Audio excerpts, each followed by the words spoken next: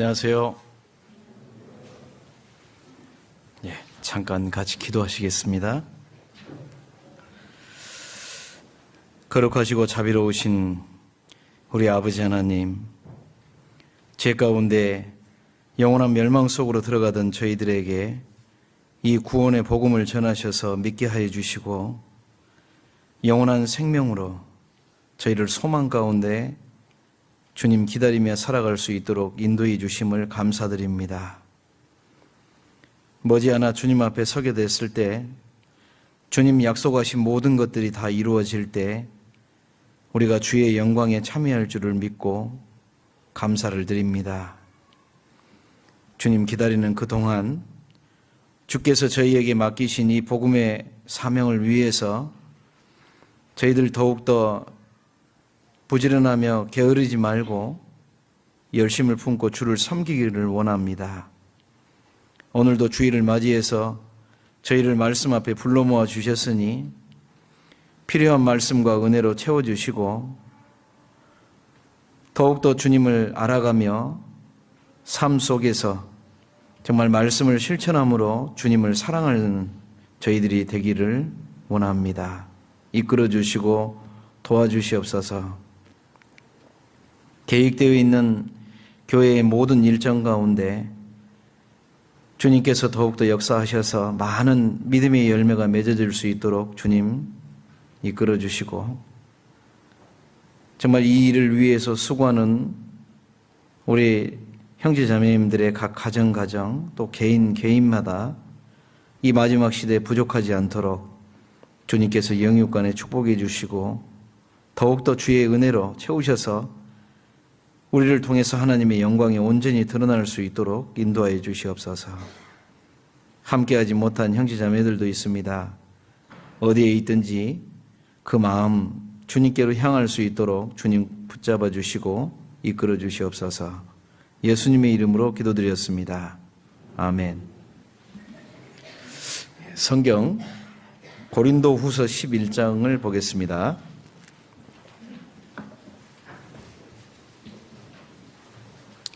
고린도후서 11장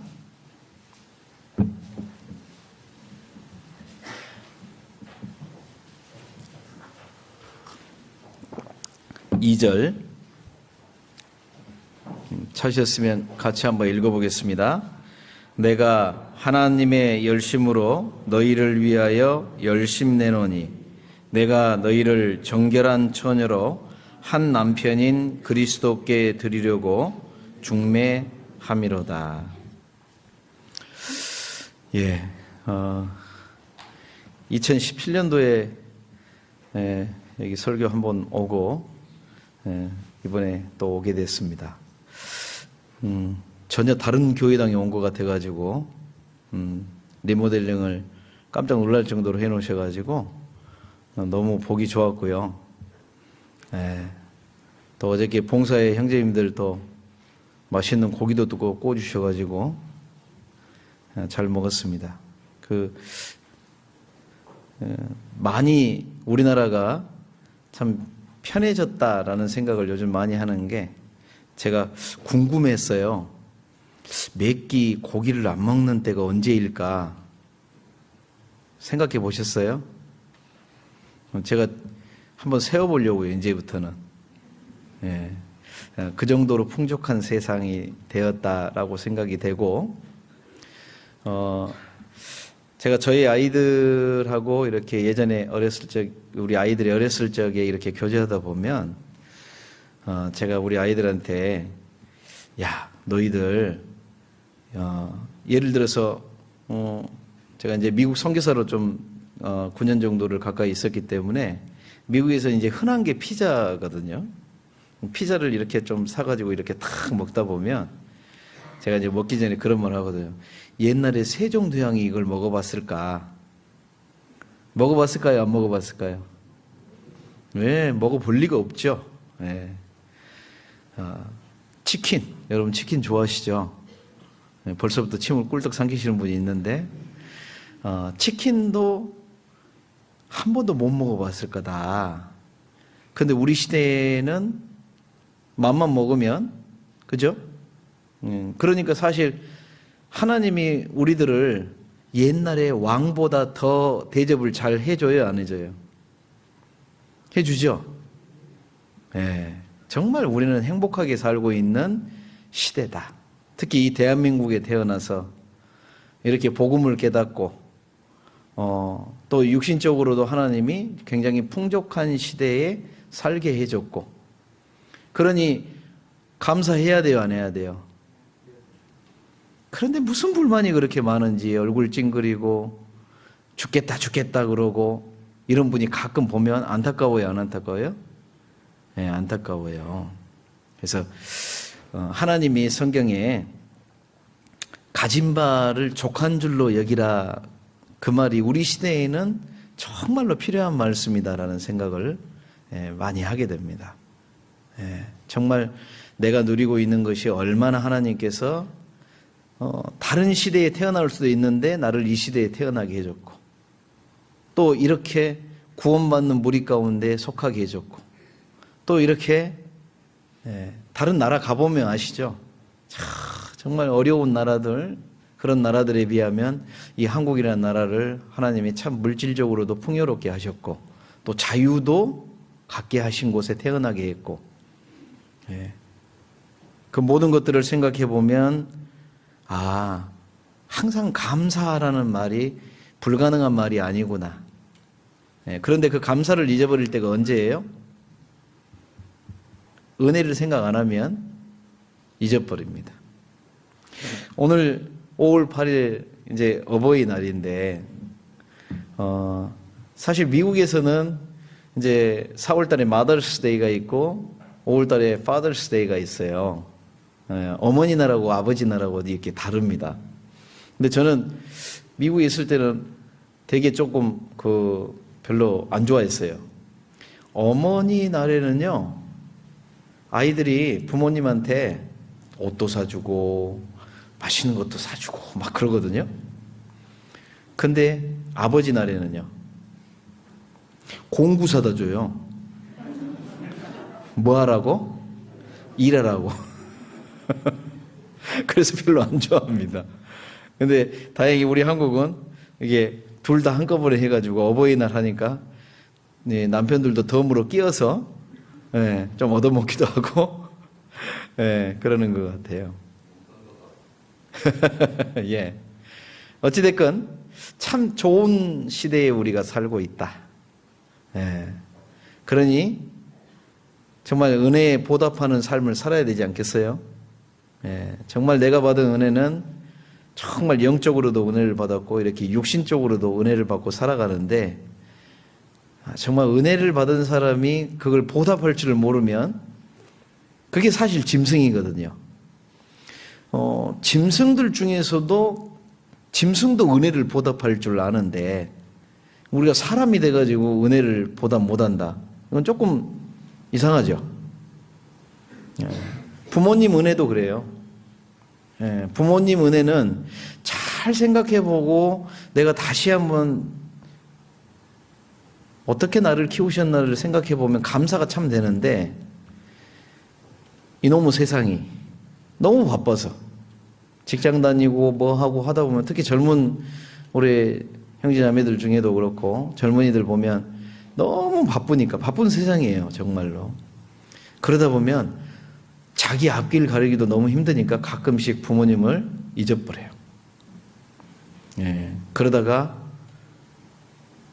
어버이날 되면 아차 싶어서 선물 드리고 꽃도 하나 꼽아주고 그러지만, 적어도 그리스도인이라면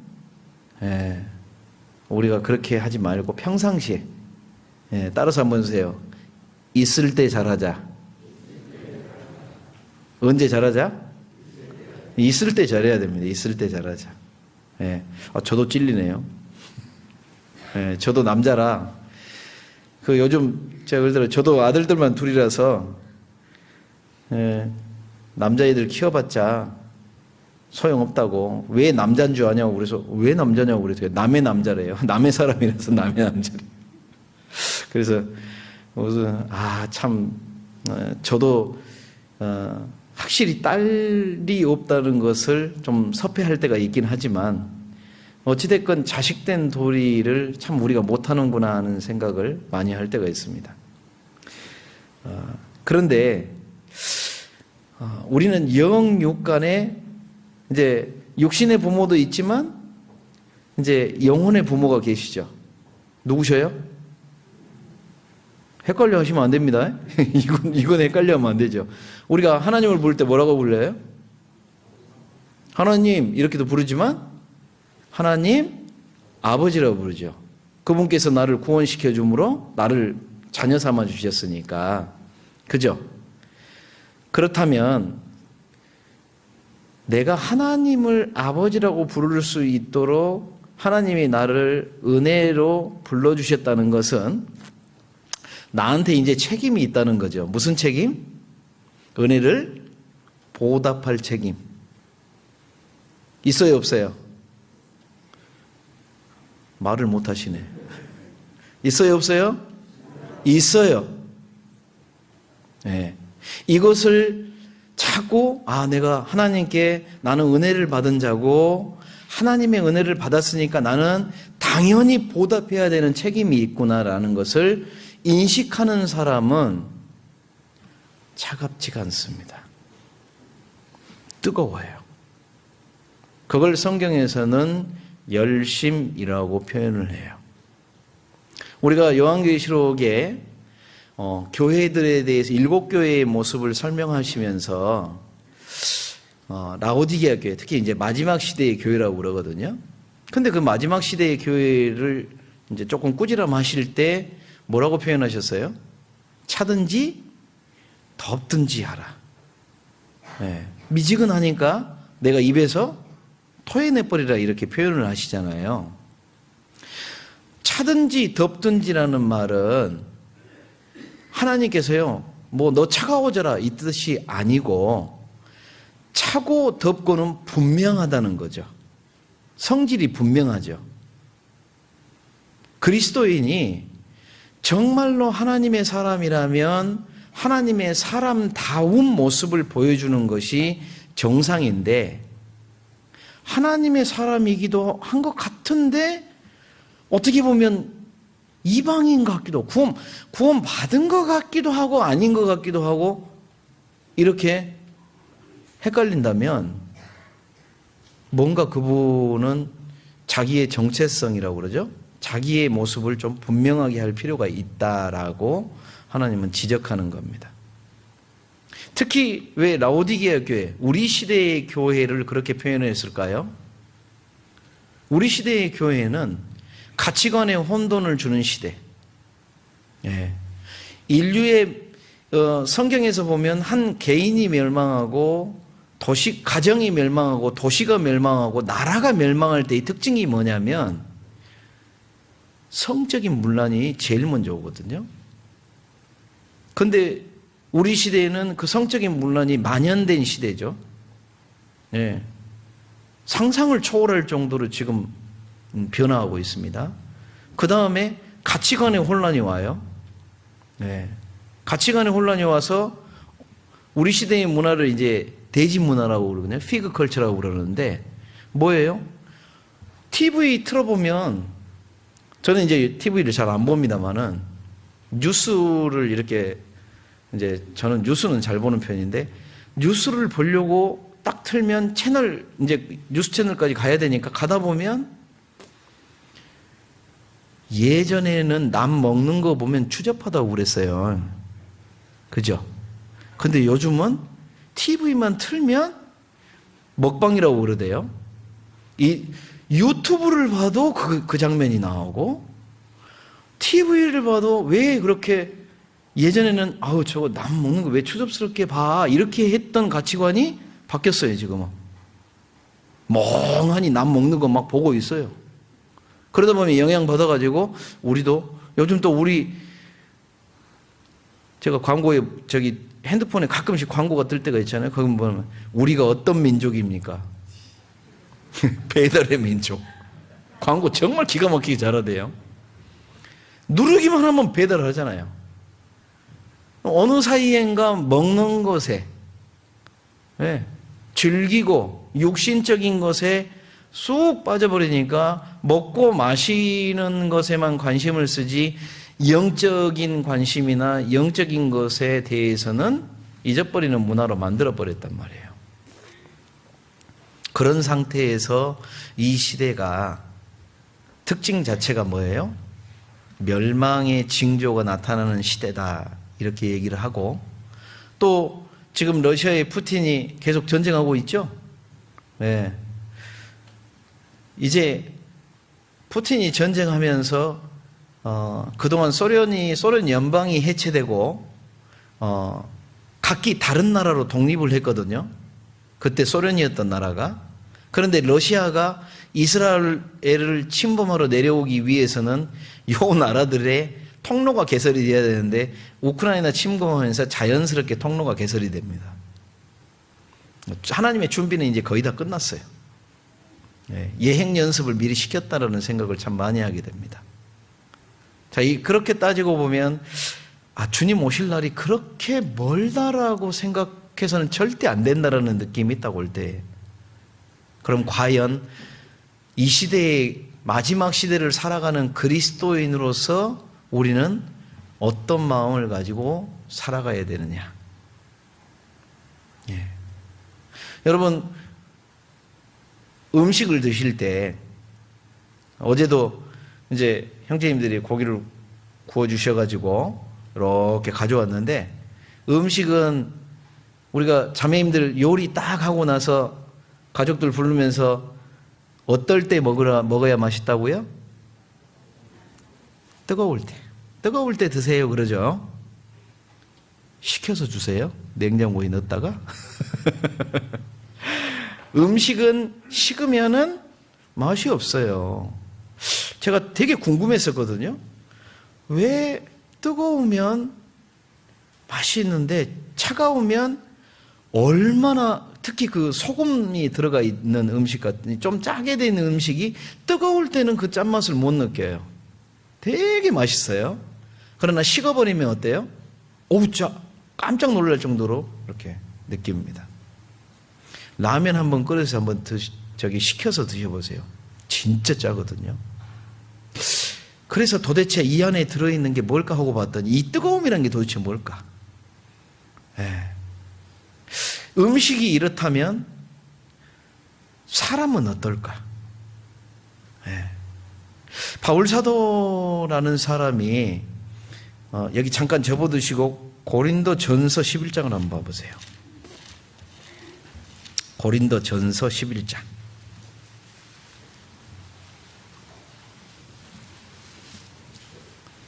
고린도전서 11장 1절 같이 읽어보겠습니다. 내가 그리스도를 본받는 자 된 것 같이 너희는 나를 본받는 자 되라. 마이크가 되게 울리는데 조금만 잡아주세요. 트래블을 조금만 내추시고 제 거 센서를 조금 낮추시고 메인을 조금 올리시면 될 겁니다. 제가 귀가 자꾸 울려서요 지금. 감사합니다. 자, 바울 사도라는 사람의 신앙을, 구약에는 대표적인 신앙에 본받을 사람이 이제 다윗의 신앙을 얘기를 했고, 신약으로 넘어와서는 바울 사도라는 사람을 하나님이 이제 세우셔가지고 우리가 본받을 신앙의 어떤 표본으로 보여주셨습니다. 물론 이제 완벽한 샘플은 예수님이셔요. 그래서 우리가 성경에서 가장 중요한 성경 꼽으라고 그러면 요한복음을 꼽는다고 그랬죠. 저도 개인적으로 되게 막 피곤하고 힘들어지고 스트레스를 많이 받고 갑자기 막 요즘 멘붕이라고 그러죠. 영어에서도 멘탈 데모네이션 그러거든요. 붕괴돼 버렸다. 정신이 붕괴될 정도 뭐 힘들다 그 말이죠. 그럴 때는 꼭 저도 이제 요한복음을 다시 읽습니다. 그러면 다시 힘이 날 정도로 요한복음 되게 중요한 성경인데, 자, 예수님은 이제 근본 하나님이시고 또 신이면서 인간이기 때문에 우리로 하여금 가장 완벽한 모습을 보여주셨어요. 그런데 우리가 예수님 딱 따라가면 가끔씩 예수님이니까 그러시지라고 변명할까봐 사도 바울이라는 사람을 샘플로 더 세워주셨어요. 그래서 사도 바울도 나도 너희와 같은 성정을 가진 사람이다라고 표현을 하고 별반 다를 거 없는 사람인데 이 사도 바울의 모습을 보고 있으면 거의 완벽하게 예수님을 닮아가는 모습을 보여줍니다. 그래서 바울 사도가 고린도 교회에다가 편지를 보내면서 이제 고린도 교회 형제자매들이 사실 문제가 되게 많았었거든요. 참 뭐 육신적으로 너무 아무것도 모르고 죄를 허용하고 말씀을 전해준 바울 사도를 비난하는 사람도 나오게 되고 정말 엉망인 이 교회에다가 바울 사도가 그 죄를 지적해주고 책망하면서 그리고 나서 고린도전서 11장에는 이제 내가 그리스도를 본받았다. 그러니 너희는 나를 본받는 자 되라라고 이야기합니다. 감히 이런 말을 할 수 있는 사람이 누가 있을까요? 왜?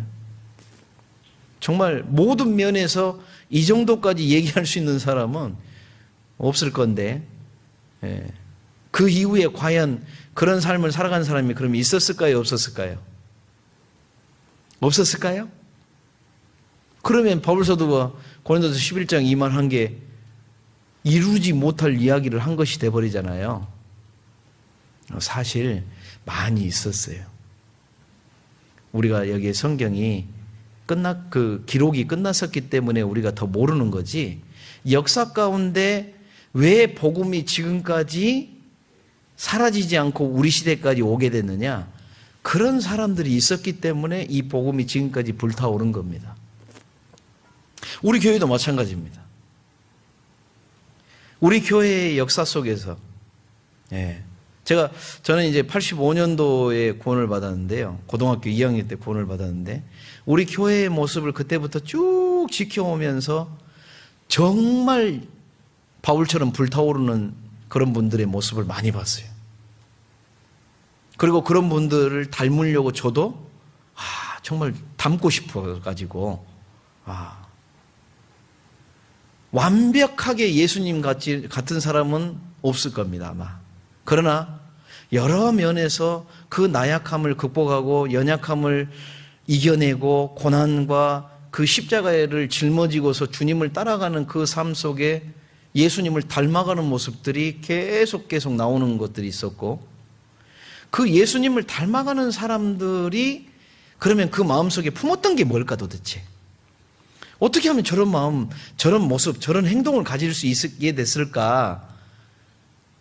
그것을 바울 사도는 고린도후서 11장 우리 본문으로 삼은데 2절에 뭐라고 표현하냐면 내가 하나님의 열심으로 너희에게 열심 내노니라고 이야기합니다.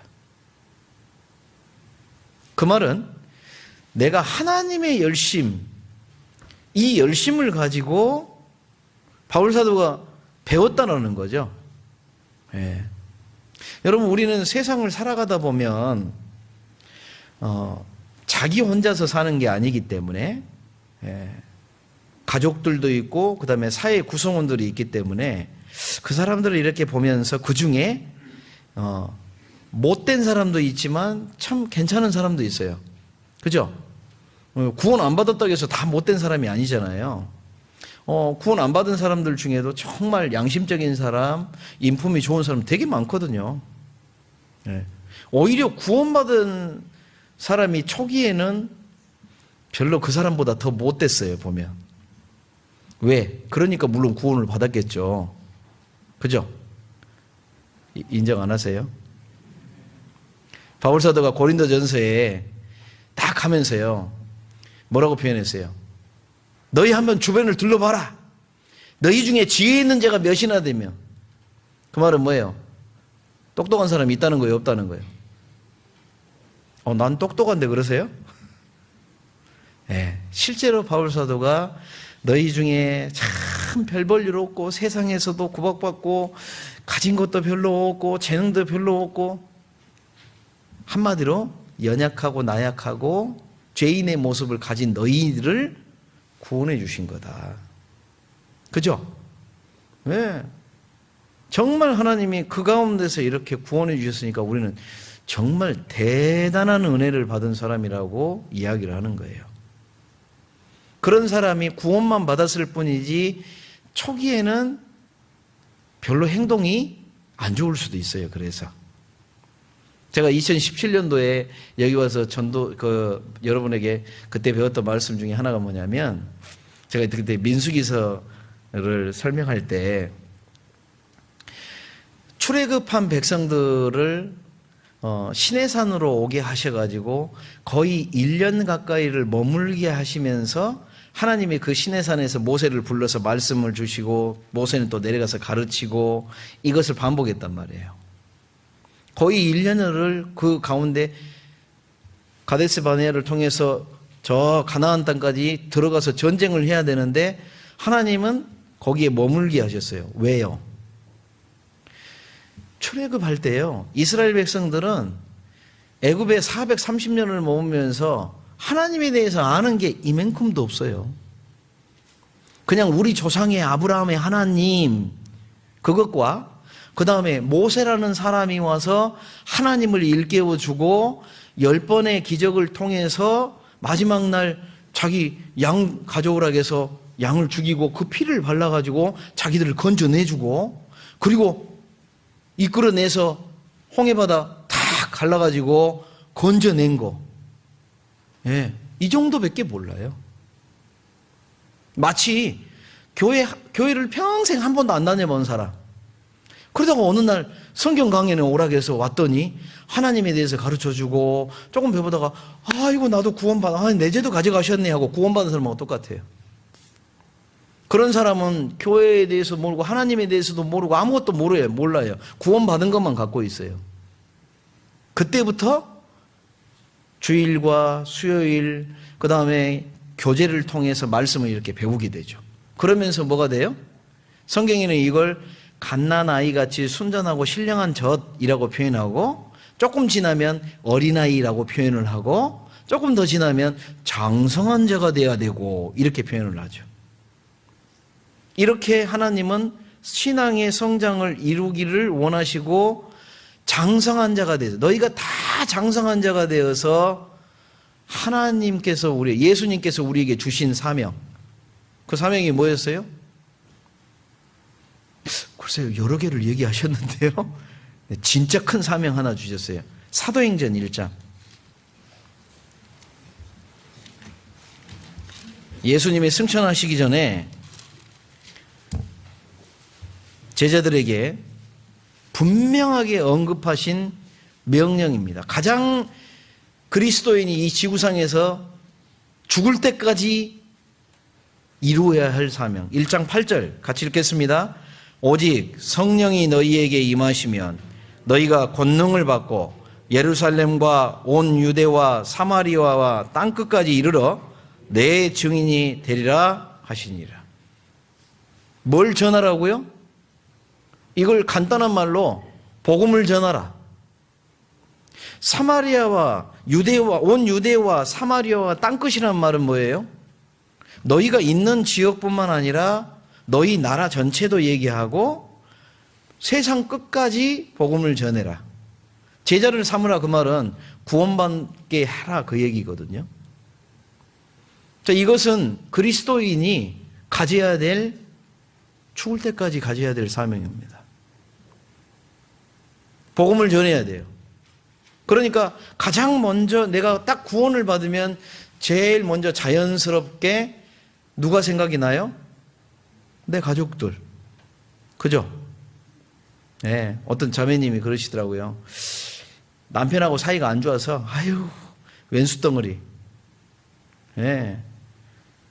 처음에 결혼해서 한 1, 2년은 해피하다가 이제 좀 지나면 이제 본색이 서로 드러나니까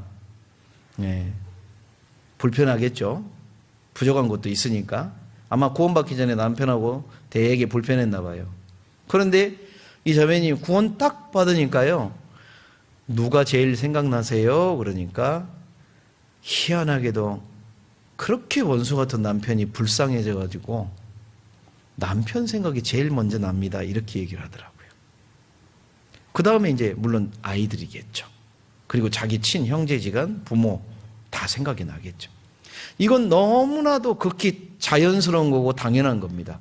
왜? 내가 정말 좋은 것을, 정말 너무너무 중요한 것을 가졌는데 이걸 나눌 수 있다 그러면 나눠주고 싶은데 누구를 제일 먼저 나눠주고 싶어요? 내 사랑하는 사람들 나눠주고 싶고 내 가족들 나눠주고 싶은 게 당연한 거겠죠. 그래서 처음 구원받고 얼마 안 됐을 때는 어때요?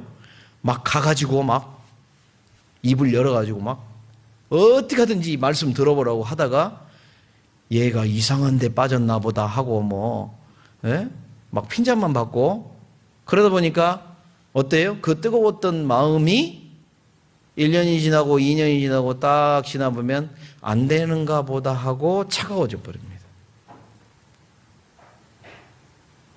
그러니까 마음속에서는 자연스럽게 심지어는 자기 부모님 하도 반대하니까 우리 부모는 안 돼 하고 포기해버리는 거. 자식도 포기하고 친형제간도 포기해버리고 어느 사이엔가 익숙한 신앙. 교회당에 와서 오늘 아침에 교회당 나오실 때 거울 앞에서 거울 보셨어요? 안 보셨어요? 거울 보고 아침에 일어나면 사실 난리죠. 머리는 폭탄 맞아 있고 입에는 막 침 흘려가지고 막 있고 그래서 세수 탁 하고 머리도 감고 해서 얼굴에 페인트도 좀 칠하고 단정하게 입고 나왔잖아요. 그런데 이게 신앙생활입니까? 나와서 좋은 옷 입고 좀 단정하게 입고 물론 이건 너무나 당연한 거죠. 그렇다고 다음 주부터 파자마 바람으로 나오라는 얘기가 아니에요. 당연한 건데 정말 귀한 분들이고 또 오늘 하나님 말씀을 들어야 되니까 내가 단정해 하고 사람이 이 옷을 단정하게 입으면 사실 마음도 어느 정도 따라가게 돼 있거든요. 이건 너무나 당연한 건데 문제는 내 삶 속에서의 진짜 신앙생활, 교회당에서는 너무나 당연한 겁니다. 형제자매한테 사랑하는 모습. 그러니까 교회당에 와서는 맨날 이러죠. 사진 찍을 때 이거 해요, 안 해요? 네. 사실 저는 이것 좀 별로 마음에 안 들어요. 이왕이면 좀 더 크게, 아니면 좀 더 크게 이러면 얼마나 좋아요. 그런데 문제가 있어요. 생겨요. 그게 뭐냐면 교회당에서는 우리 형제자매들 정말 하나님의 은혜를 생각하게 하고 감사하게 하고 하니까 너무나 좋은 게 당연한데 진짜 신앙생활은 뭐냐?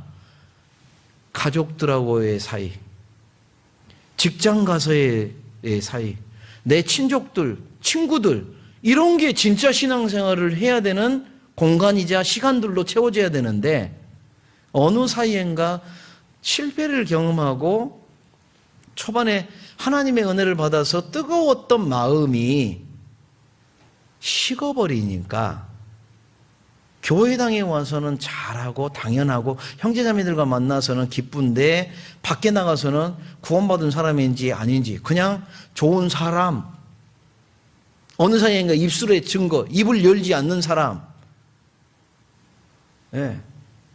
이렇게 돼버리는 거예요. 교회당에 와서는 말씀을 읽었는데 집에 가서는 피곤해 쓰러져 자버리고 다음에 읽지. 그러니까 1년에 성경 한 번 읽기 겨우겨우 하는 사람도 그나마 잘했네라고 듣는 시대가 돼버렸어요. 이게 과연 정상일까요? 아니죠. 자기가 첫 구원받았을 때와 지금의 모습을 비교해 보세요.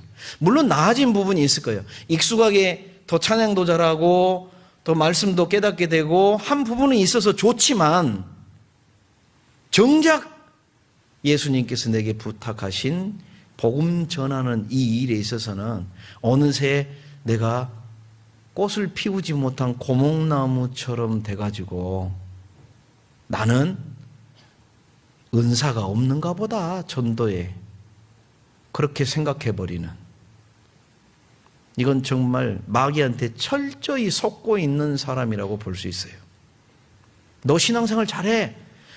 교회당 나가서 찬양도 잘하고, 형제 자매들하고 맛있는 것도 해서 먹고, 교제도 잘하고 해. 그런데 두렵잖아. 너 해봤잖아. 안 되잖아. 그만둬. 온 사이에 이중적인 모습을 갖게 돼버리게 만드는. 그러면 이런 문제들이 생겼을 때, 그럼 과연 이것을 극복하고 해결할 수 있는 근본적인 방법이 그럼 뭡니까 도대체?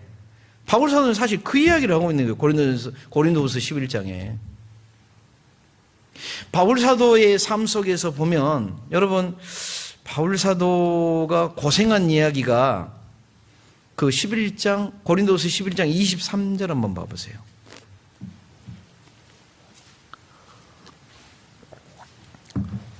(23절에) 보시면, 저희가 그리스도의 일꾼이냐 정신없는 말을 하거니와 나도 더욱 그러하도다. 내가 수고를 넘치도록 하고 옥에 갇히기도 더 많이 하고 매도 수없이 많고 여러 번 죽을 뻔하였으니. 그 뒤에 이제 매를 5번 맞고 3번 태장 돌로 맞고 파선한데 강의 위험, 강도의 위험, 동족의 위험, 여러 번 위험을 다 가지고 겪었죠, 바울 사도가.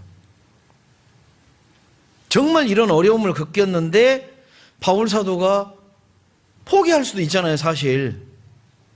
저도 이걸 한번 쑥 생각해 봤더니요, 와, 나 같으면 이거 견뎠을까? 네, 그냥 쭉 쳐져버렸을 가능성이 상당히 많았겠다 생각을 했는데, 그런데 바울 사도는 왜 이걸 이겨냈을까라고 생각해 봤더니 답이 있어요. 28절 같이 읽겠습니다. 이 외의 일은 고사하고 오히려 날마다 내 속에 눌리는 일이 있으니 곧 모든 교회를 위하여 염려하는 것이라.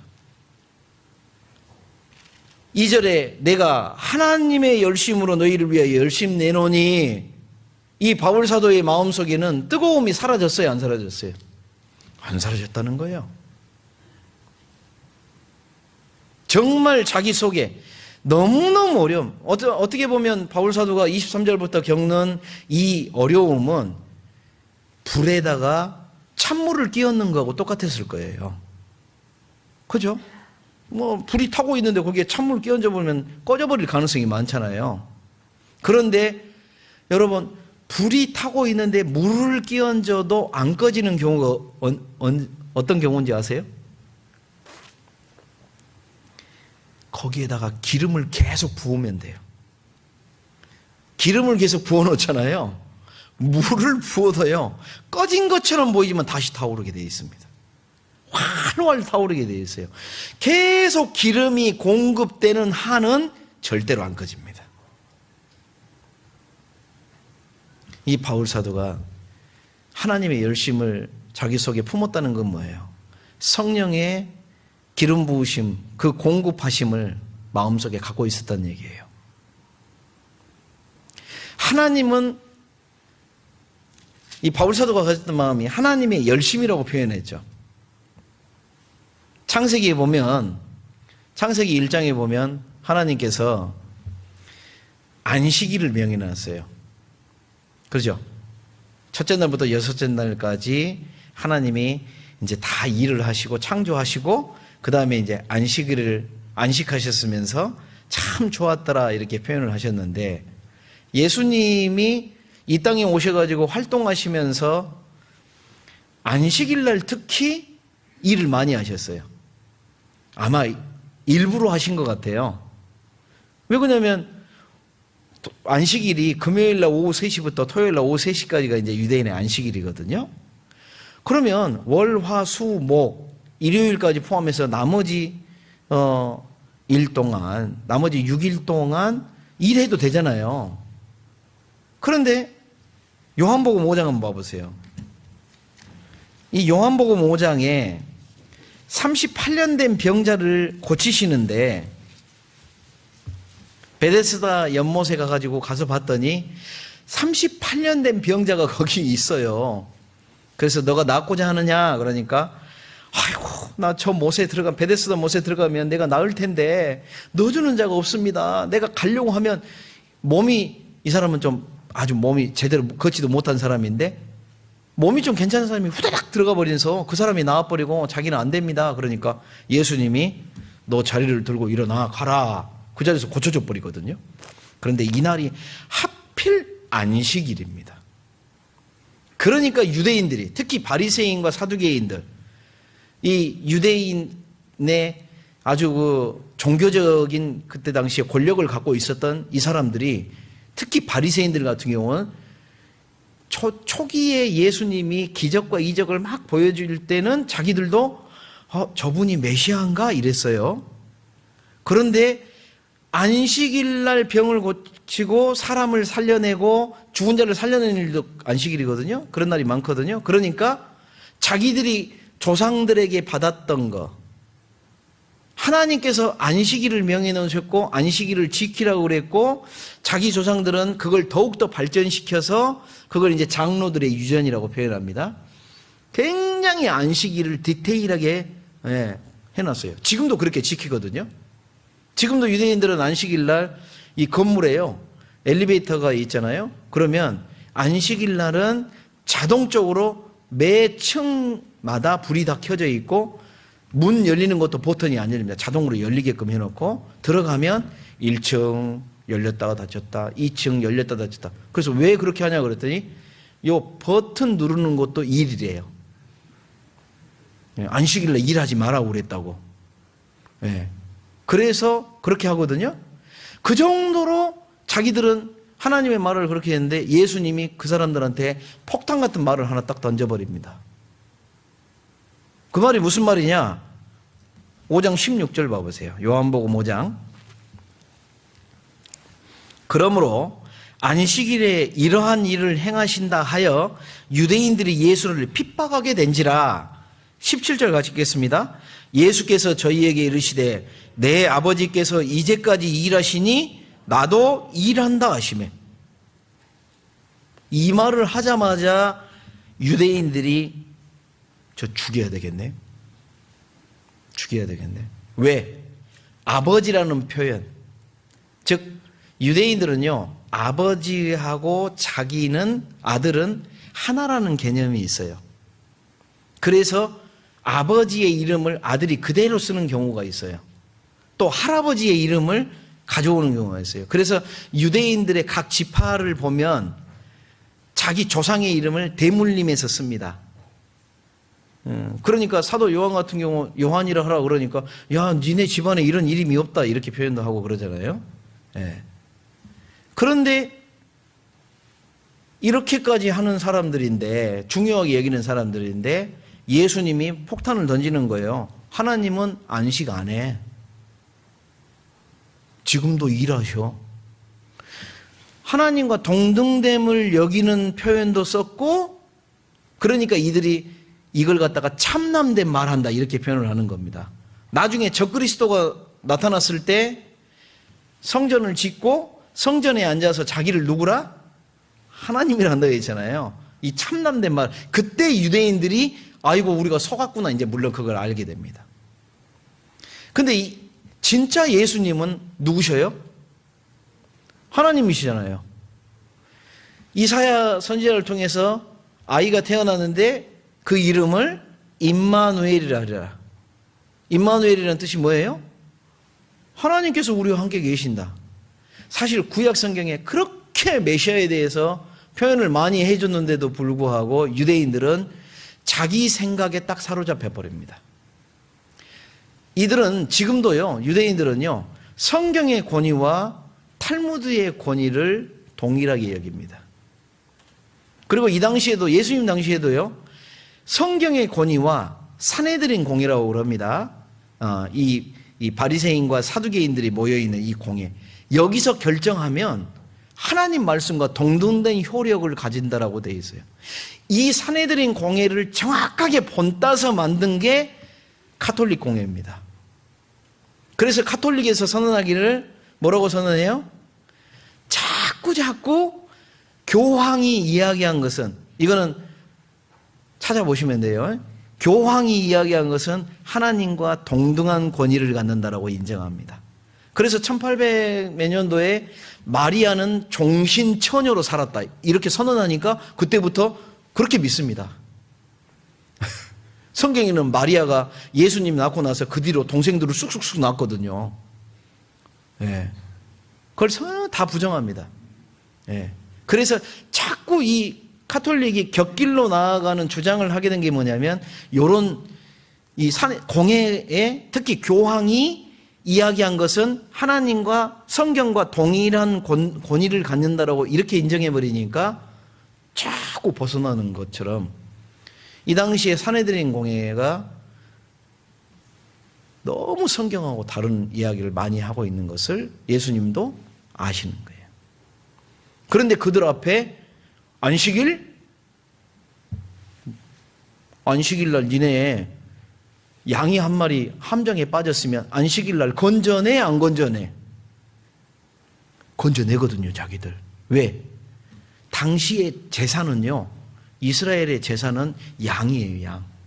이 가축이 얼마나 많으냐에 따라 자기 재산이 되기 때문에 그 양이 함정에 빠져가지고 이제 만약에 들깨나 늑대가 와서 그거 잡아먹으면 재산이 잃어지니까 안식일이고 뭐고 소용없어요. 탁 잡아내거든요. 건져내거든요. 예수님이 그걸 빗대어서 뭐라고 얘기했어요? 사람의 목숨이 양보다 중하지 아니하냐? 나는 이스라엘의 잃어버린 자들을 건져내기 위해서 왔다. 죄인을 구원하기 위해서 왔고 죽어가는 사람을 살리기 위해서 왔다. 내가 메시아다. 내가 메시아라는 뜻이 무슨 뜻이에요? 구원자라는 뜻이잖아요. 내가 너희를 구원하기 위해서 왔는데 그러면 이 38년 된 병자 죽어가는데 예수님이 아이고 오늘 안식일이네. 너 내일 보자. 볼 수 있으면 내일 보자. 그러면 이 38년 된 병자는 그 다음날 예수님 만나지 못하고 죽어버리면 어디 가요? 지옥 가잖아요. 유대인들은 그걸 갖다가 그래서 예수님이 외식하는 자에 그렇게 얘기하는 겁니다. 생명의 가치에는 관심이 없고 외형적인 것만 관심이 있는.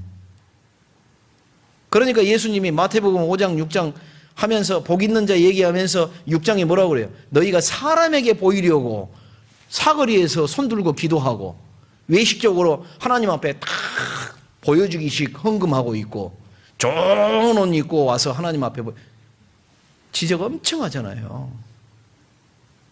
그리스도인이 하나님의 열심, 처음 구원받았을 때 그 뜨거웠던 마음을 잃어버리면요, 놀랍게도요, 바리새인처럼 돼가요. 자기는 의식하지 않았어요. 뭐 여러분 중에 뭐 바리새인처럼 되고 싶은 분이 있어요? 아마 우리 중에 한 명도 없을 거예요. 그런데 자기도 모르게 계속해서 복음 전하는데 실패하고 자꾸 부딪히게 되면 타협해요. 내가 이 정도만 얘기하고 이 정도예요. 아이, 그래 잘 지냅시다. 타협하면 그 다음부터는 승리는 없습니다. 뭐가 없다고요? 승리가 없어요. 그러니까 승리가 없으니까 기뻐요, 안 기뻐요? 안 기뻐요. 교회 와서 찬양도 하고 다 목사님 내가 분명히 우리 교회에 참여하고 뭐 다 하고 헌금도 하고 뭐 다 하고 하는데 마음이 또 그냥 이래요. 왜 그럴까요? 잊어버렸거든요. 진짜 중요한 걸 잊어버리고 당연한 것은 당연하죠. 이걸 이렇게 해야 돼요. 근데 어느 사이엔가 이 뜨거움을 잊어버리는. 근데 바울사도는 이걸 잊어버리지 않았다. 그 비결이 뭐다? 누구의 열심을 가졌어요? 하나님의 열심. 그래서 예수님이 내 아버지께서 이제까지 일하시니 나도 일한다라는 개념을 이야기해 주는 겁니다. 요한복음을 읽다 보면 예수님이 영혼 불쌍히 여기는 그 마음이 차고 넘치는 장면을 우리는 많이 봅니다.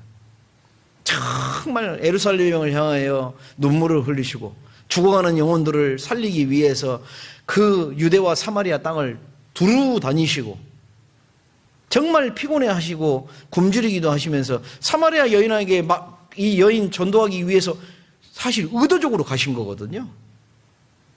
그 의도적으로 가서 자존심 상할 만 하잖아요. 사실 사마리아인 여자가 하는 말 자세히 보세요. 글로 되니까 뉘앙스를 못 느끼는데 이 여인의 한 말을 당시의 시대 배경을 조금 보면 사마리아 사람은 유대인들하고 이 사마리아인이 어떤 사람인지 아시죠? 아수르의 정책 때문에 이 사마리아 사람은 이방인하고 유대인하고 피가 섞인 사람들이에요.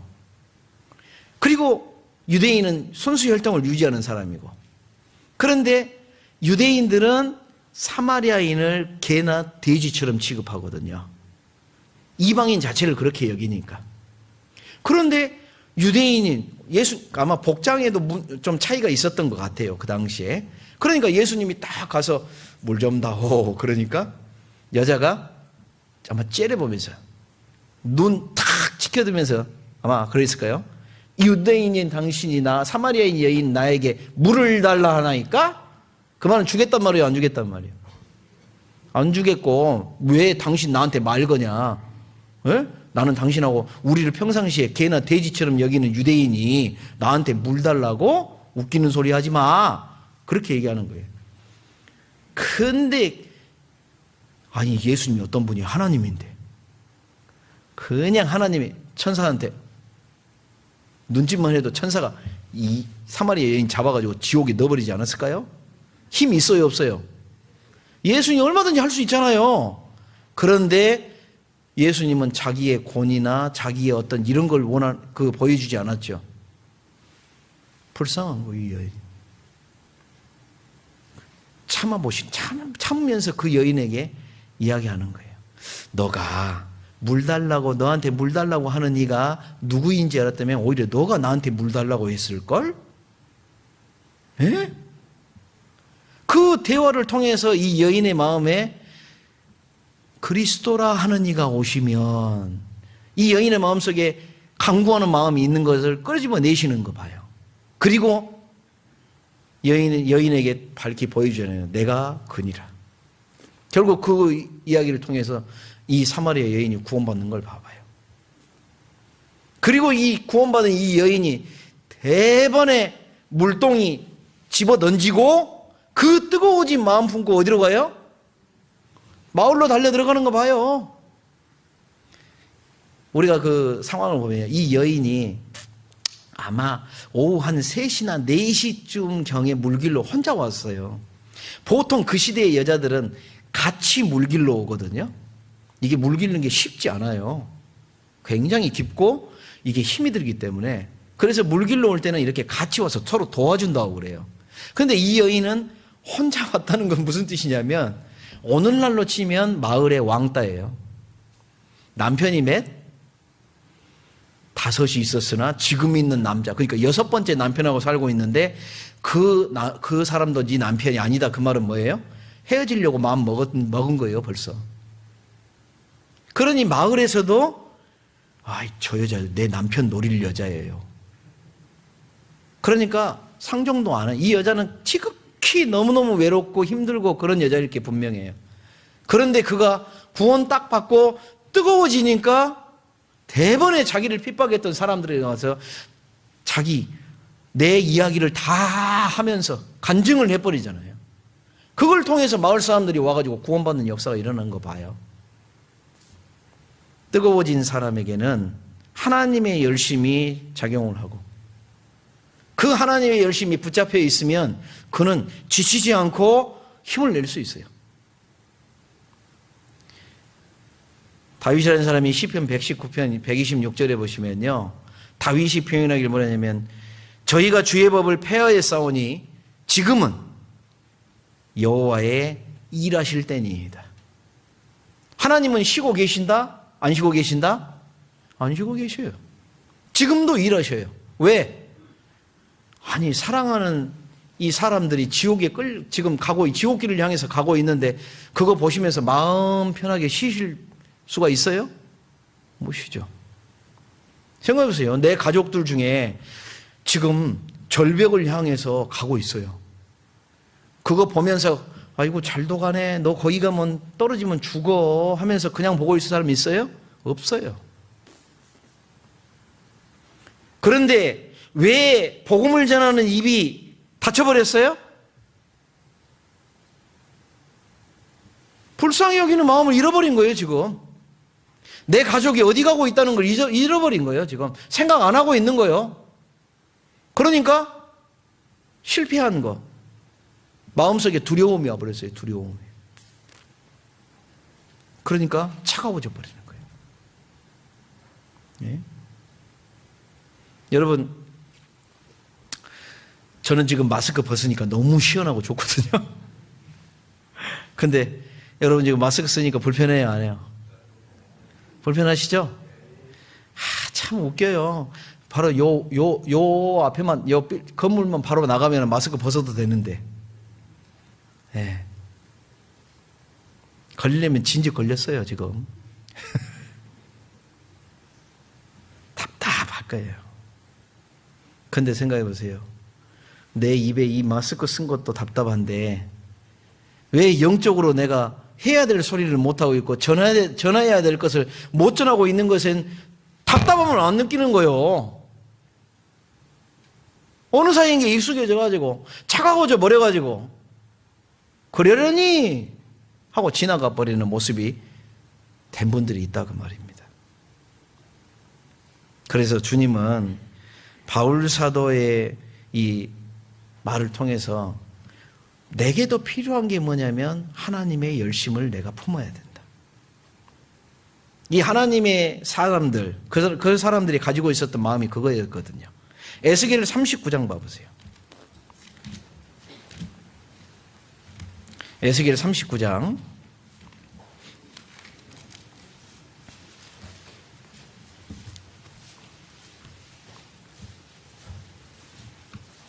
25절.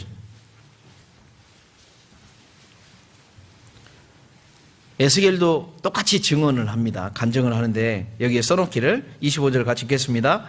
그러므로 나 주 여호와가 말하노라. 내가 이제 내 거룩한 이름을 위하여 열심을 내어 야곱의 사로잡힌 자를 돌아오게 하며 이스라엘 온 족속에게 긍휼을 베풀지라. 에스겔도 하나님의 말씀을 들으면서요, 하나님이 우리를 위해서 열심을 내시는구나. 그러니까 에스겔도, 여러분 보세요. 성경에 보면 제일 불쌍한 선지자 중에 하나, 그 선지자들 몇 명이 있는데 그 사람이 누구냐면 이사야, 예레미야, 에스겔. 요 시대에 또 그 움직였던, 그 뒤에 나오는 소선지자에 나오는 학개, 스가랴, 말라기 뭐 다 그 언저리거든요. 왜 불쌍하냐?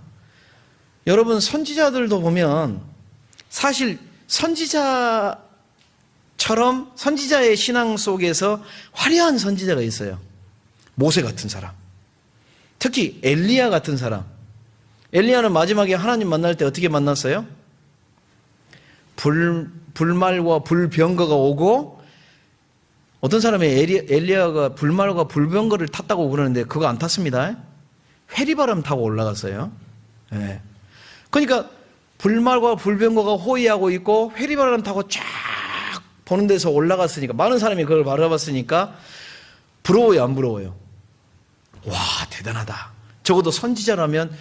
엘리야는 굉장히 많은 기적과 이적을 일으켰죠. 갈멜산에서 3년 반 동안 자기 엘리야가 기도하니까 비가 안 왔고, 갈멜산에서 아세라 선지자, 바알 선지자 850명하고 싸워서 이겨냈고, 자기가 기도하니까 저 하늘에서 하나님의 불로 응답해 주셨고, 얼마나 대단한 사람입니까?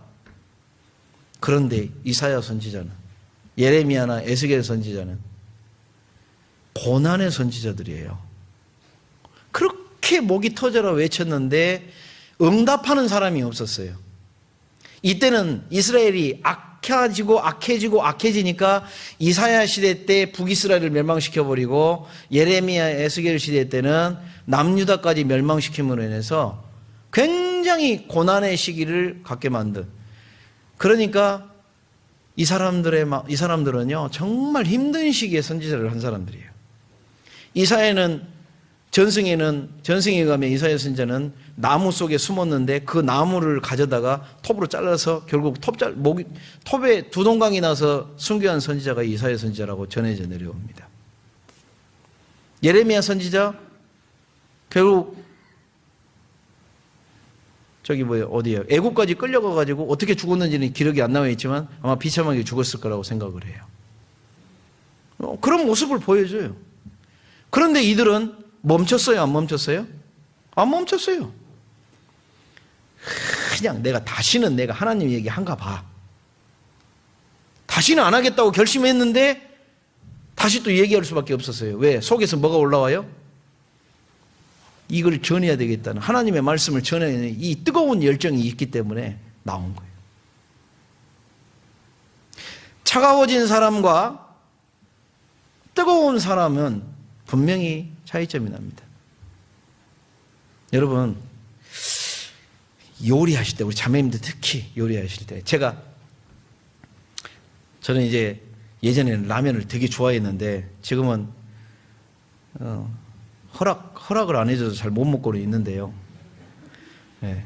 라면을 이렇게 냄비에다가 딱 물을 부어다가 탁 불을 켜기 전까지는 물이 움직임이 없어요. 근데 불을 딱 올리잖아요. 그러면 그때부터요, 점점 뜨거워지면서 기포도 올라오면서 물이 움직입니다. 이제 차가운 것에 뜨거워지면 뜨거운 애가 움직이니까 다른 쪽에 찬 것을 밀어내고 이렇게 돌아오게 만들어요. 그러다 보면 전체적으로 이제 나중에 되다가 이제 부글부글 끓어오르는 현상이 일어납니다. 이게 이제 대류라고 하거든요. 움직인다. 여름철에 뜨거워진 공기가 여기에만 머무르는 게 아니라 이제 저 북극까지 갑니다. 공기가 하나의 시스템이 이렇게 만들어 놨어요. 자, 이 세상의 모든 것들의 원리 중에 하나가 뜨거우면 뜨거운 에너지를 품는 것은 반드시 움직이게 돼 있어요. 머물러 있지 않습니다. 뭔가 활동이 일어나고 팽창이 일어나고 움직이게 돼 있어요. 그 말은 우리 안에서도 하나님의 사람들의 특징을 살펴보다 보면 이 열심을 머금고 있는 사람들은 예수님의 열심, 성전에 가서 장사하는 사람 다 뒤엎어버리고 채찍으로 만들어 쫓아내면서 그들이 기억한 말이 뭐였어요? 주의 전을 사모하는 열심이 나를 삼키리라 하는 그 말씀을 기억하면서 제자들이 나중에 열심 내는 거 봐봐요. 성령 딱 받고 나서, 오순절날 성령 받고 나서 대번에 그들이 그 하나님의 열정으로 외치잖아요. 네. 열왕기상 봐보십시오. 열왕기상. 엘리야라는 사람이요, 열왕기상 19장 10절에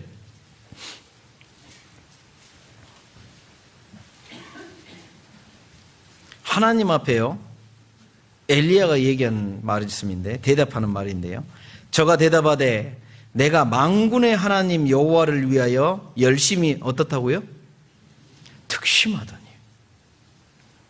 제가 사실 엘리야가 갈멜산에서 승리하고 나서 승리했는데도 불구하고 사실 이 이야기를 할 때는 어디냐면 도망쳐가지고요, 이세벨이 너 죽일 거야 그 말 한마디에 완전히 꼬리 내리고 어디까지 도망갔냐면 시내산까지 도망가 버린 거예요. 그리고 그 호렙 동굴에 쏙 들어가 버렸어요. 그래서 하나님이 불러내가지고 너가 어찌하여 여기 있느냐? 그때 한 말 중에 한 이제 대답입니다. 내가 여호와께 열심히 특심하오니. 근데 가만히 이 성경을 위아래를 잘 보면요, 하나님이 이 엘리야가 스스로 내가 하나님에 대한 열심히 특심하오니 이 부분에 대해서 너가 무슨 열심이 있기는 이렇게 핀잔 안 했어요. 그 말은 인정한다는 거예요, 안 한다는 거예요? 인정하시는 거예요. 물론 엘리야가 그 여인의 말 한마디에 그냥 두려움이 와가지고 숨어버렸죠. 여러분, 마스크 쓰는 것도 그렇고 교회당에요, 코로나로 인해서 뭐가 온지 아세요? 코로나 걸려보신 분,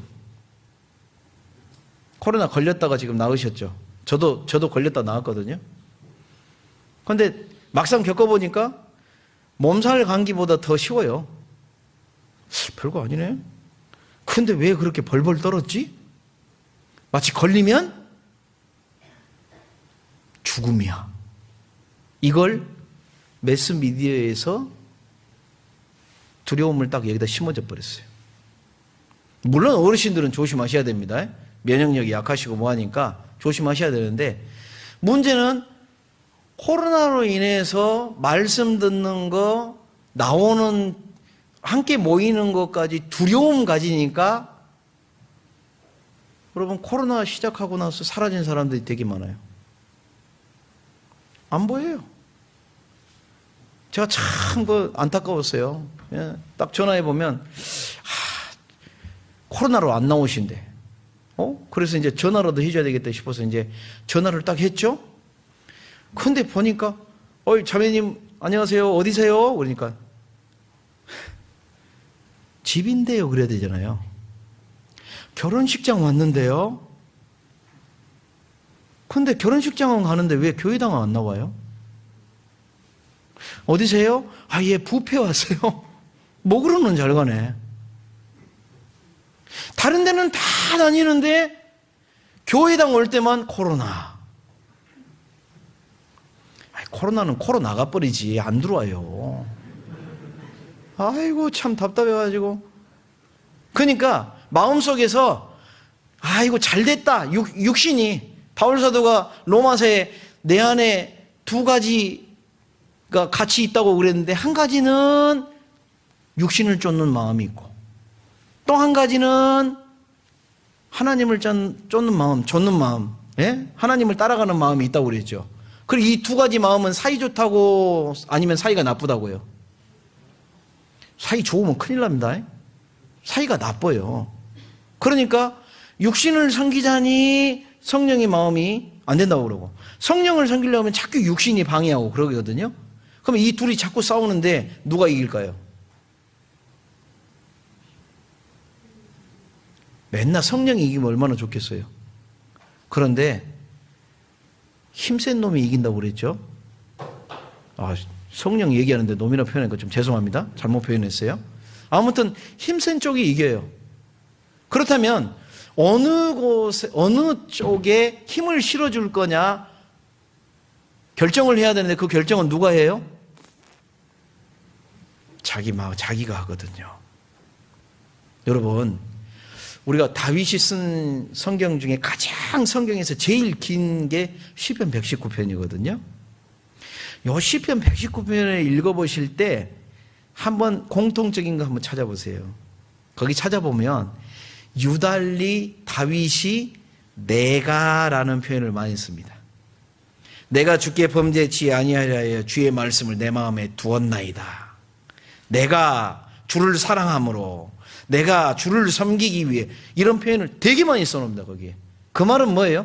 시편 119편 읽다 보면 내 결심이 되게 중요한 거구나, 이걸 느끼게 만들어놨어요. 하나님께서는, 자 여러분, 태초부터 하와에게, 아담에게 선악과도 얘기하셨지만 생명나무도 얘기하셨죠. 항상 선택이었잖아요. 그리고 선악과를 따먹지 말아라고 분명히 명해놨는데 하와가 따먹어버렸죠? 누구 책임이요? 하나님 책임이요? 네, 자기가 따먹어놓고. 네. 근데 아담도 하와가 먹으라 그러니까 먹어버렸죠? 그때 아담한테 너가 어찌하여 먹었느냐 그러니까 뭐라고 대답해요? 하나님이 주셔서. 그러니까 첫 번째 누구 잘못이요? 이 하나님 갈빗대 빼가지고 이 여자 안 만들었으면 내가 안 먹었을 거고, 이렇게 얘기하는 거예요. 그러니까 하나님이 먼저 잘못했고요, 그 다음에 이 여자가 나 꼬셨고, 나는 세 번째, 내 책임은 별로 아닙니다, 이렇게 생각하는 거예요. 근데 하나님은 no, 그거 네 선택이던데 책임을 물으시죠. 신앙이 똑같습니다. 세상은 두려움 속에 우리를 자꾸 밀어넣습니다. 예. 제가 미국에 선교사로 있을 때도요, 쉽지 않아요. 미국이라는 나라가 편할 것 같죠? 조금만 가도 운전 몇 시간 해야 되고, 수영강 가려면 7시간 가야 됩니다. 안 쉬고. 예. 근데 제가 위로를 많이 받았던 게 뉴저지에서 오시는 목사님은 12시간 운전해서 오거든요. 아이고, 난 7시간 별것도 아니야. 12시간도 오시는데 갈 때 또 12시간 가야 되잖아요. 그러니까 저는 별거 아니라고 생각하니까 마음에 힘이 나고 더 감사가 되고 이러게 돼요. 두려움에 딱 갇혀버리니까 어때요? 신앙의 발걸음, 신앙의 결심을 막아버립니다. 그러니까 자꾸 집에서 인터넷으로 듣지 뭐. 인터넷에서 들을 때 어떤 현상이 일어나요? 처음에는 탁 양복 입고 그 앞에 딱 교회당 나오듯이 딱 하고 앉아서 딱 듣다가 그 다음 날은 양복 입으니까 되게 불편하네. 풀고 편한 옷 입고 그 다음 주에는 잠옷 입고 누워서 듣고 또 괜히 옆에 주방에 뭐 있나 없나 가서 새우깡이나 가서 먹고 있고 어느 사이엔가 그러다 보면 나중에 듣지 뭐. 이거 유튜브로 올라오잖아. 나중에 듣지. 나중에 들으면 다행이에요. 어느 사이엔가 이제 내가 하나님을 차지하고 있었던 마음들이 잠식이 돼요. 뭘로? 육신적인 걸로 잠식이 싹 되니까 이제 어떻게 돼요? 2년이 넘게 교회당 안 나오기 시작하고 그런 사람은 지금 어디가 있을까요? 나오라. 이제 나와도 됩니다 해도요? 들판에 가 있어요. 네. 놀러 가고 있어요. 왜? 어느 사이엔가 그걸로 대체가 돼버린 거예요. 골프나 치러 다니고 놀러 다니고 재밌네. 해보니까 재밌거든요. 이 육신적인 특징이 뭐예요? 재밌어요. 육신적인 특징이 재밌어요. 어제 우리 형제님, 봉사의 형제님들 막 꽁 가지고 몇 시간 노시대 밤 늦게까지. 얼마나 재밌어요. 그런데 육신적인 것이 성령을 따라가는 삶 속에 조화를 이루어줘야 되는데 코로나가 조화를 깨버렸어요. 모이지 않으니까 조화가 깨져버리는 거예요. 그래서 어느 사이엔가 마음속에 하나님의 열심이 사라져버리고 냉랭한 마음이 오게 되고, 여러분 성경에 에스더라는 여인이 그 가냘픈 여인이잖아요 사실은. 그런데 그가 하나님의 일을 딱 결심해야 되겠다 할 때 그 유명한 말을 남기잖아요. 내가 죽으면 죽으리이다. 에스더의 마음속에는 하나님의 주신 마음으로 무장이 딱 되니까 어때요? 그런 결심을 하고 나아가잖아요. 아니 코로나 피하려다가 교통사고 나서 하나님이 데려갈 수도 있잖아요. 제가 저는 이제 퍼센테이지 이렇게 내보기도 하고 막 이러다 보니까 코로나로 죽을 확률보다 교통사고로 죽을 확률이 훨씬 더 셉니다. 근데 교통사고 나기가 무섭다고 차 안 타셔요? 왜? 잘도 타고 다니시잖아요. 코로나 대비하고 조심하고 소독도 하고 마스크도 쓰고 해야죠, 당연히. 그런데 그것 때문에 내가 하나님을 섬기고 말씀 앞에 나올 것까지 다 포기해버려요. 마귀가 그렇게 조장을 해요. 그러면서 마음이 차가워지는 거예요. 차가워지는 거예요. 그 다음에 적당한 구실. 제가 처음에도 얘기했지만 전해봤는데요. 안 듣던데요. 한 번 실패하고 포기해버립니다. 몇 번 얘기했는데요. 그래도 포기해버려요. 옛날에 저도 전해드린 얘기인데요. 저 화순교회가 화순도 시골입니다. 시골. 거기 화순면 쪽에 있는 곳이라 마을이요. 저도 가봤지만 작아요. 근데 어느 날 전도 집회를 하는데 형제자매들이 목사님하고 교제하는데 그런 얘기를 했대요. 목사님, 데리고 올 사람이 없어요. 왜요? 다 얘기해 봤어요. 이제 다 한 번씩은 다 들어본 사람들이래. 거의 마을 사람들이. 한 번씩 다 들어봤대요.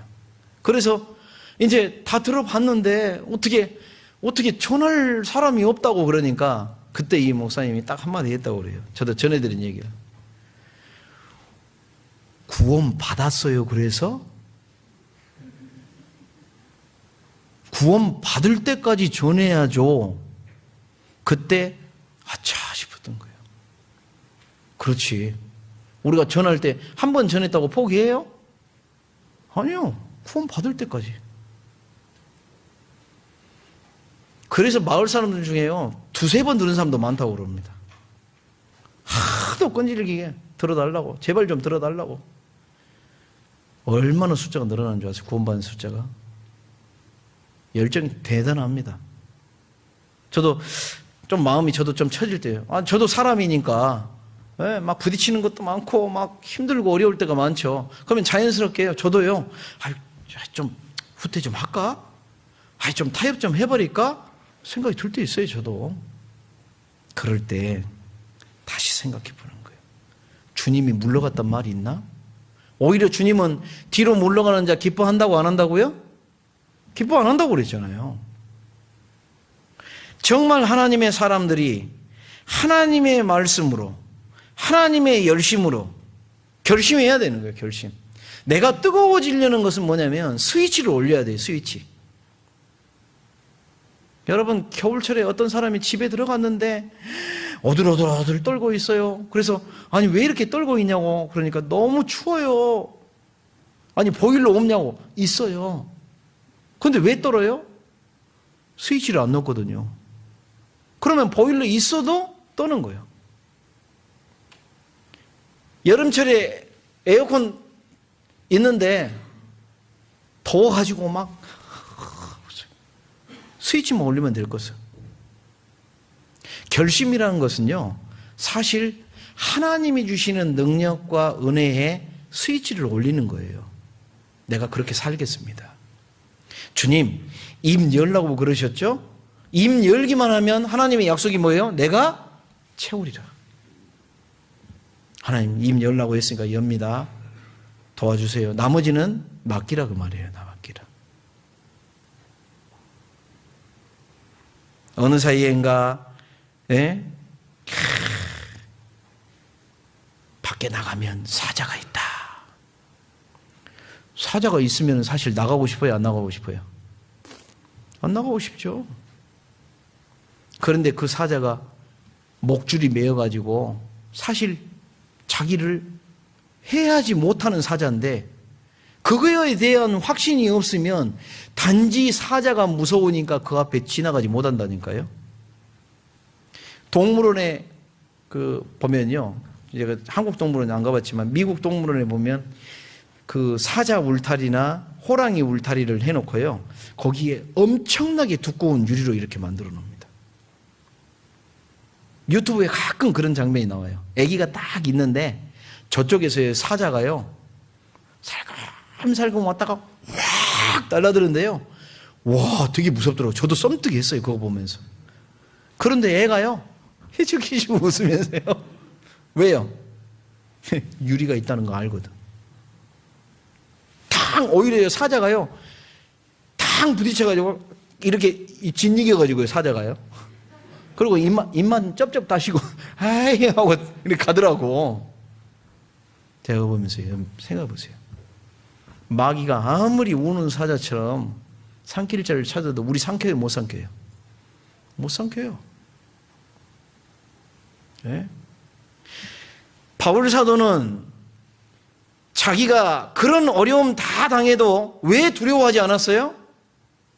내 생명은 이 세상에서 예수님이 하신 말씀 마태복음 10장 28절에 몸을 죽이는 자를 두려워하지 말고 오직 몸과 영혼을 함께 지옥에 멸하시는 자를 두려워하라. 내 생명은 주님 앞에 있어. 보장돼 있어. 나는 영원한 생명을 가지고 있어. 두려울 게 뭐 있어? 그러니 여러분 그렇게 어려움에 쌓였어도 힘을 낼 수 있었던 거예요. 네. 루스드라에서 복음 전할 때 유대인들이 그냥 다 몰려와가지고 바울사도 돌로 쳐가지고, 사실 바울사는 저는 그때 죽었다고 생각합니다. 확인 안 했겠어요?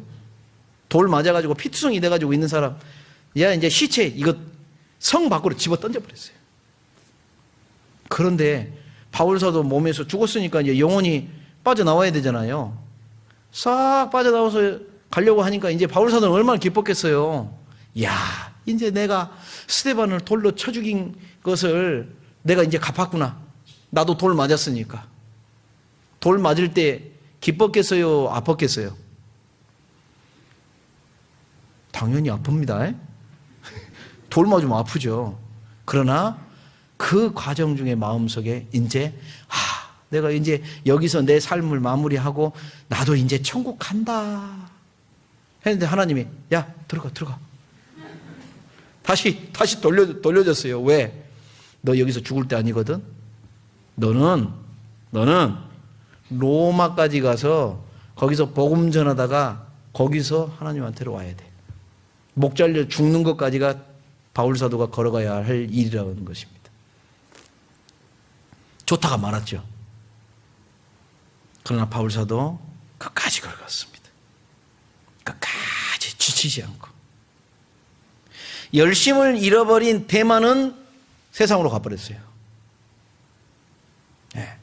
열심이 어떻게 해서 생길까요? 열심은요, 하나님의 사랑으로 인해서 그 은혜를 생각하면 열심히 나오게 돼 있어요. 첫 번째. 그 다음에 두 번째 하나님의 공급처를 하나 더 줬어요. 그게 뭐냐면 우리 요한계시록에 22장 10절인가요? 12절인가요? 뭐라고 돼 있어요? 보라 내가 속히 오르니 내가 너희에게 줄 상이 내게 있어 각각 그의 일한 대로 갚아주리라. 뭐 주신다고요? 상 주신다고. 근데 마귀는 희한하게 꼭 그 상 받아야 돼? 천국 들어가기만 해도 좋지? 그러나 하나님이 주신 상급을 제대로 아는 사람 같으면요, 다른 데는 욕심 안 내도 그 상급엔 욕심 내게 돼 있습니다. 얼마나 귀한 상급인데. 구원받았기 때문에 내가 주님을 위해서 죽기까지 사는 것도 너무나 당연하지만 내가 그렇게 살면 하나님이 상급까지 준다니 이거 얼마나 대단한 은혜예요.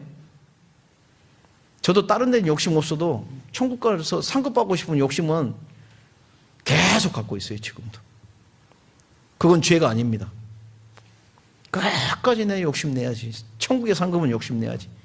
그러니까 주일헌금도 더하고 감사헌금도 더하고 우리 시대에 성경헌금도 더해가지고 더 복음이 전해요. 내가 비록 가지는 못하지만 거기에 하고 우리 자체 교회도 복음 전하기 위해서 물질 필요하니까 막 물질 더 할 수 있는 만큼 좀 더 하려고 노력하고. 왜? 나중에 가보면 남는 게 진짜 그거일 것 같아요.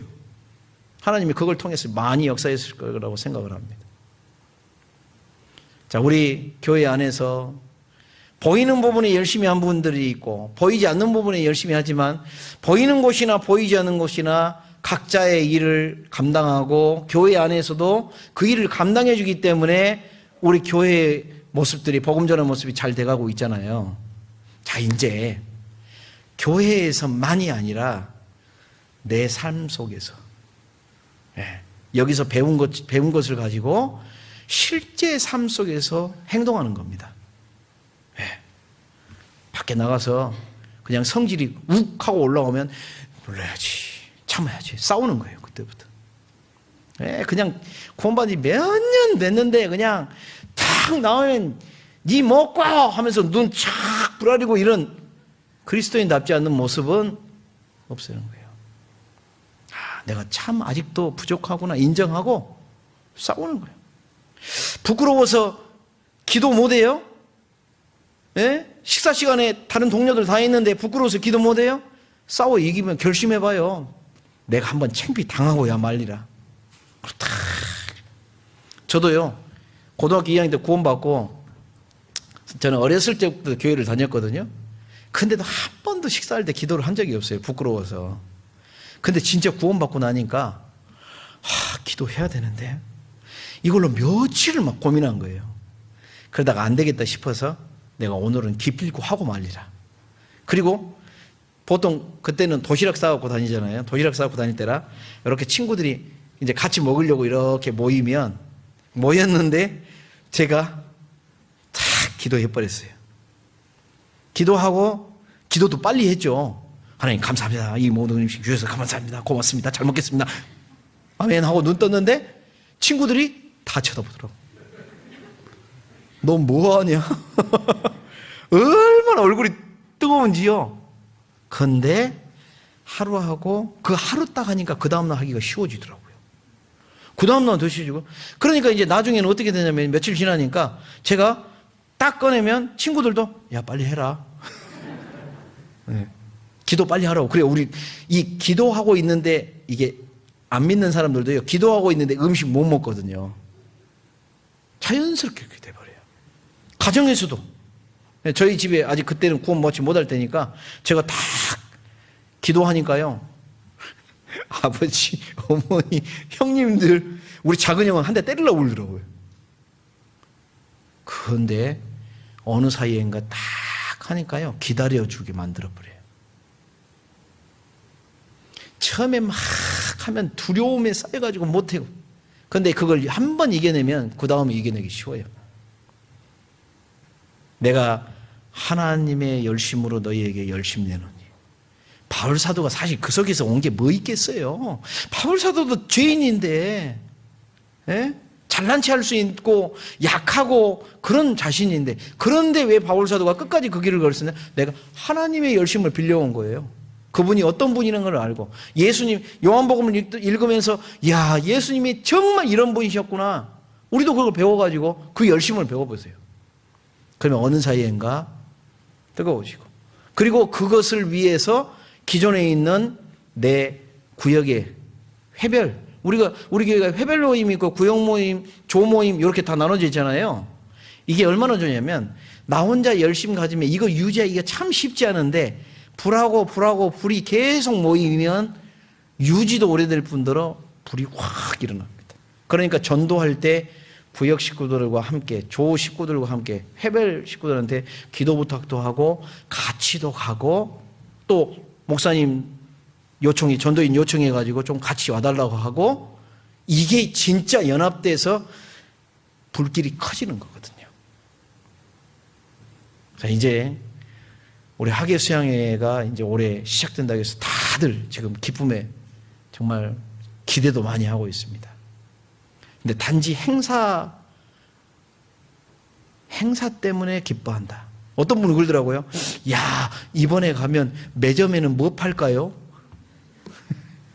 아이고, 그거 생각을 못 했겠죠? 네. 정말 그 자리에서 전국교회 형제자매들이 그 뜨거워진 마음을 가지고 거기서 복음 전하게 될 때 정말 구원받을 거야. 용광로 속에 집어넣었을 때 그렇게 버티던 사람이 거기 와서 딱 구원받는 모습을 전 많이 봤거든요. 네. 우리 한번 마음속에요. 나도 한번 바울 사도처럼 하나님의 열심을 가져버리라. 네. 우리 주변에 열심히 하시는 분들 본받아서 나도 한번 보조를 맞춰서 같이 한번 가보자. 주저하고 뒤로 물러서서 차가워진 모습으로 있지 말고 햇볕에 나오면 그 열기를 받듯이 한번 해보는 거예요.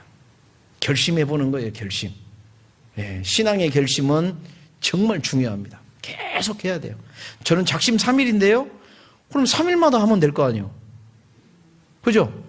1년 8달 할 수 있습니다. 저도 사실 저도 되게 약한 사람이라 매일 결심합니다. 아침에 일어나서 정말 오늘 말씀 안에서 살아야지, 오늘 말씀 읽고 내가 싸워 이겨야지, 오늘 내가 성격이 나오게 해서는 안 되지, 그렇게 생각하면 그래도 부드러워지고 결심하게 되고 하게 됩니다. 더디지만 변화라는 게 그냥 손바닥 뒤집기 일어나면 좋겠지만 아니에요. 천천히. 네.